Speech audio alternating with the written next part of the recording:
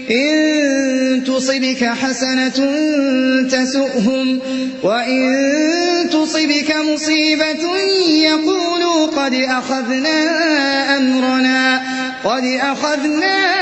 أمرنا من قبل ويتولوا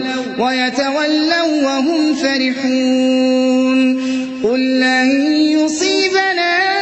إلا ما كتب الله لنا هو مولانا وعلى الله فليتوكل المؤمنون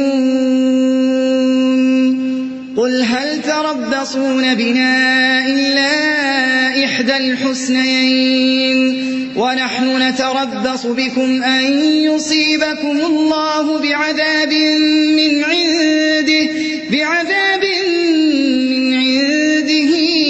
أو بأيدينا فتربصوا إنا معكم متربصون